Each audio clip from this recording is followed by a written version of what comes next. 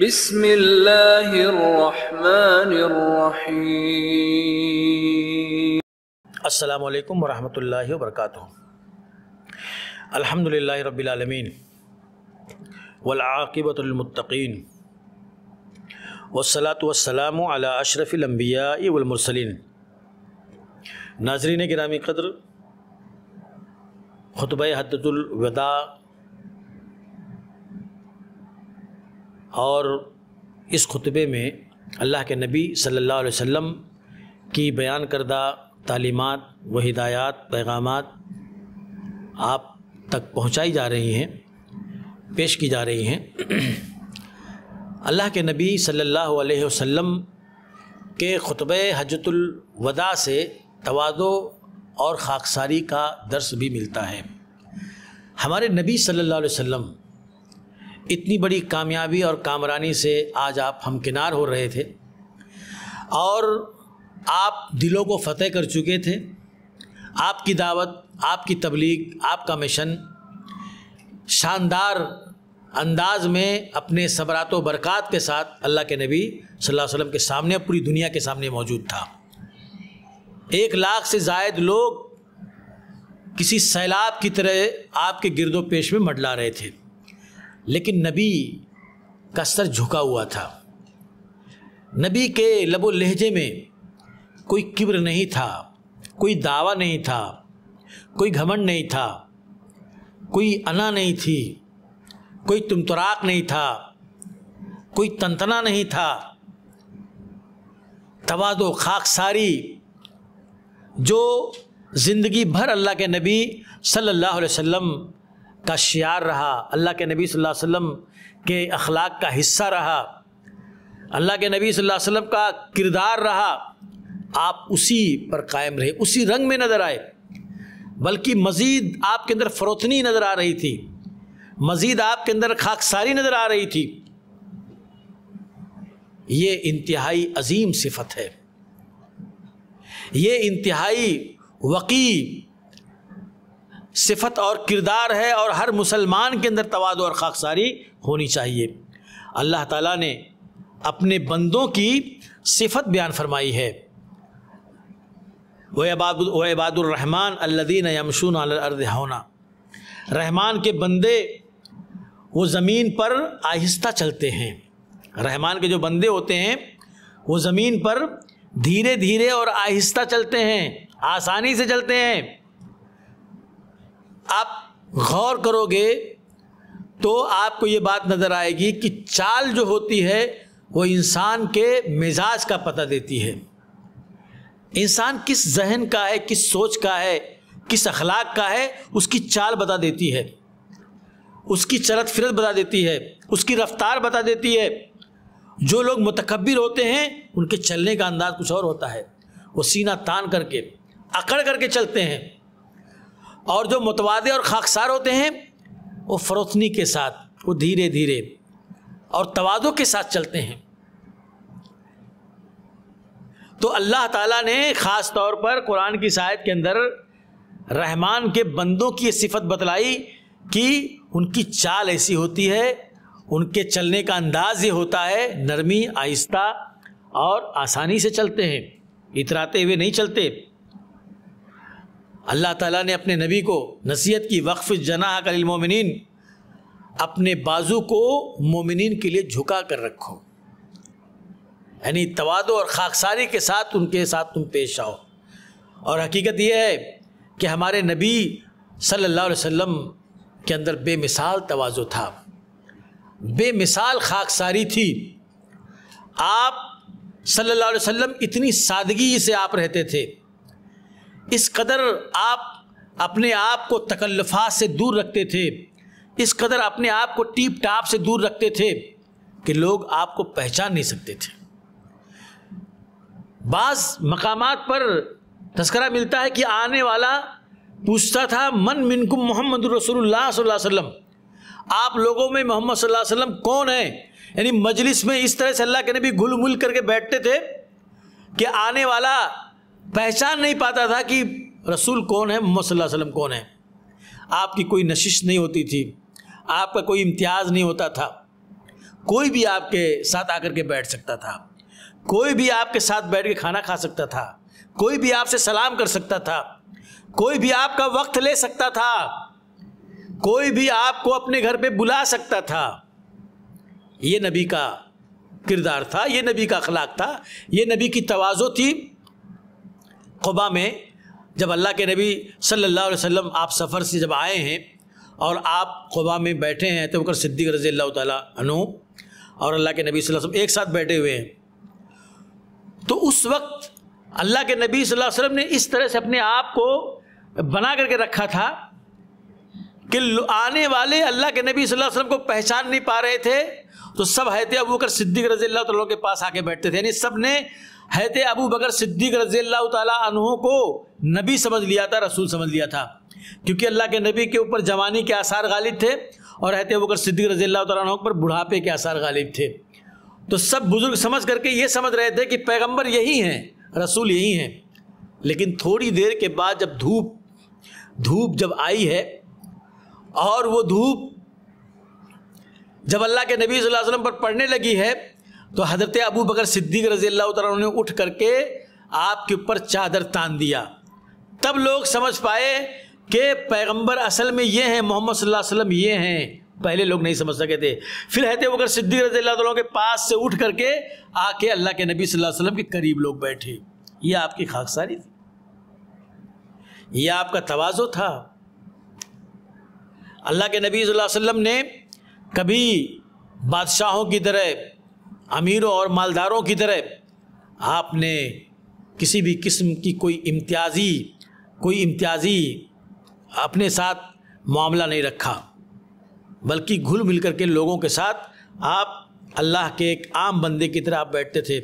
حضرت ابو ہریرہ رضی اللہ عنہ بیان فرماتے ہیں کہ اللہ کے نبی صلی اللہ علیہ وسلم فرمایا کہ صدقہ دینے سے مال کم نہیں ہوتا، اور اللہ تعالیٰ کا بندہ جتنا کسی کو معاف کرتا ہے اللہ تعالیٰ اتنا ہی زیادہ اسے عزت میں بڑھاتا ہے۔ جتنی زیادہ کوئی تواضع اور خاکساری اختیار کرتا ہے اللہ تعالیٰ اتنا ہی اسے بلند مرتبہ عطا کرتا ہے۔ آپ یہ جان لیجئے، جتنا آپ لوگوں سے آپ اپنے آپ کو چھوٹا بنا کر کے رکھو گے لوگوں کے ساتھ، بلا ان کے اوپر اپنی کوئی خوبی، اپنی کوئی عظمت جتائے بغیر، اتنا ہی زیادہ لوگ آپ سے محبت کریں گے۔ آپ اپنے آپ کو جھکاؤ گے تو اللہ تعالیٰ آپ کو اٹھائے گا۔ یہ فطری چیز ہے کہ آپ جتنا زیادہ تواضع خاکساری آپ برتو گے اتنا ہی زیادہ لوگ آپ کو عزت دیں گے، اتنا ہی زیادہ آپ کو کے سمان میں اضافہ ہوگا۔ یہ فطری چیز ہے۔ لیکن وہ شخص جو اپنے آپ کو تکبر اور گھمنڈ کے خول میں بند رکھتا ہے، جو اپنے آپ کو انانیت اور کبر کے جو دائرے میں رکھتا ہے، ایسے شخص سے لوگ دور ہو جاتے ہیں، ایسے شخص سے لوگ جلدی سلام نہیں کرتے۔ کسی دباؤ کی وجہ سے سامنے عزت اگرچہ کرتے ہوں لیکن پیٹھ پیچھے ایسے مغرور، متکبر اور گھمنڈی شخص کو لوگ برا بھلا کہتے ہیں، اور کہتے ہیں کہ کیا کریں، سامنے رہو تو عزت کرنی پڑتی ہے، مجبوری ہے اس لیے عزت کرنی پڑتی ہے، لیکن پیچھے لوگ اچھا نہیں کہتے۔ لیکن جو خاکسار ہوتا ہے، جو متواضع ہوتا ہے، اس کی لوگ تعریف کرتے ہیں، اس کے لوگ اچھے نام سے یاد کرتے ہیں اور کہتے ہیں کہ فلاں شخص بہت اچھے انسان ہیں، اللہ نے اتنی عزت دی ہے لیکن اس کے باوجود بھی گھمنڈ ذرا بھی نہیں ہے، تکبر ذرا بھی نہیں ہے۔ اس طرح سے لوگ، تو یہ وہ چیز ہے جو اللہ کی طرف سے ہوتی ہے، یعنی اللہ تعالیٰ جو اپنے آپ کو جھکاتا ہے اس کو اللہ اٹھاتا ہے۔ من تواضع رفعہ اللہ، جو اپنے آپ کو جھکائے گا اللہ اس کو بلند کرے گا، اٹھائے گا۔ تکبر کو اسلام نے حرام قرار دیا ہے۔ یہ تکبر یہ انسان کو کہیں کا نہیں چھوڑتا ہے، گھمنڈ یہ انسان کو برباد کر کے رکھ دیتا ہے۔ دنیا میں آدمی اگرچہ ایک اچھی زندگی گزار لے اگر وہ تکبر کی صفت سے متصف ہے، لیکن اللہ رب العزت کے ہاں اس کا تکبر اس کی ساری نیکیوں کے لیے حجاب بن جائے گا۔ اللہ کے نبی اللہ فرماتا ہے کہ تکبر یہ میری چادر ہے، جو اس کو مجھ سے چھیننے کی کوشش کرے گا میں اس کو اٹھا کے جہنم میں پھینک دوں گا۔ ابلیس نے کیا کیا تھا؟ تکبر ہی تو کیا تھا کہ تو نے مجھ کو آگ سے بنایا، ان کو مٹی سے بنایا، اور میں اس سے افضل ہوں۔ اللہ کے سامنے اور افضل بننے کی کوشش کر رہا ہے۔ اتنی افضل اور عظیم ذات، اس کے سامنے اپنی بڑکپن کا جھنڈا لہرانے کی کوشش کر رہا ہے۔ اللہ تعالیٰ نے اس کو رادِ درگاہ کر دیا، اور آج تک وہ ذلیل ہے، رسوا ہے، مارا مارا پھر رہا ہے۔ اس کے تکبر نے اس کو ہلاک و برباد کیا۔ اللہ کے نبی صلی اللہ علیہ وسلم کا معاملہ ایک دم الگ تھا۔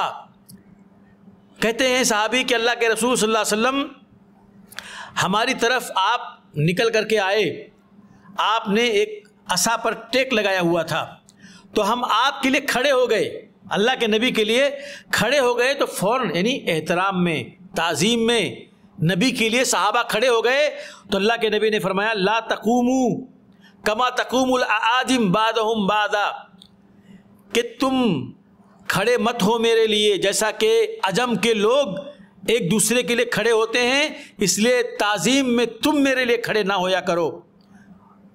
وقال انما انا عبد، بے شک میں اللہ کا بندہ ہوں، آکل کما یاکل العبد، بندہ جیسا کھاتا ہے ویسے میں کھانا کھاتا ہوں، اجلس کما یجلس العبد، بندہ جیسا بیٹھتا ہے ویسے میں بھی بیٹھتا ہوں، تو تم کو میرے لیے کھڑے ہونے کی ضرورت نہیں ہے۔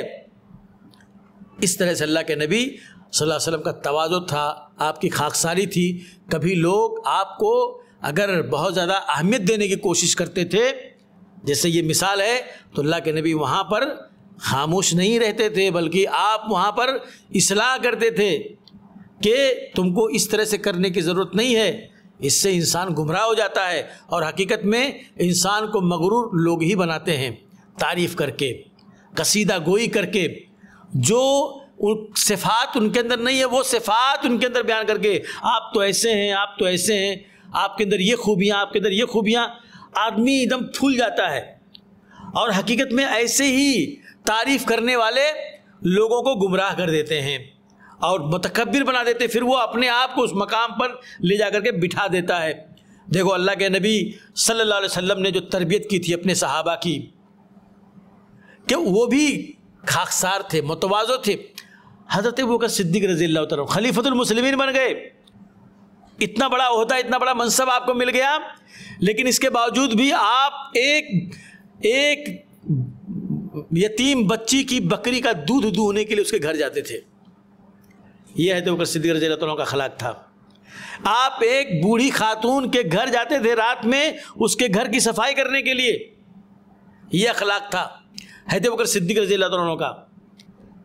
جس طرح سے نبی نے زندگی گزاری ایسے انہوں نے زندگی گزاری، کوئی کبر نہیں، کوئی گھمنڈ نہیں۔ خلیفۃ المسلمین ہیں، ان کی فوجیں پوری دنیا کے اندر کفار سے لڑ رہی ہیں، اتنا جلوہ ہے، لیکن اس کے باوجود بھی انہوں نے اپنے آپ کو نبی کی طرح متواضع اور خاکسار بنا کر کے رکھا۔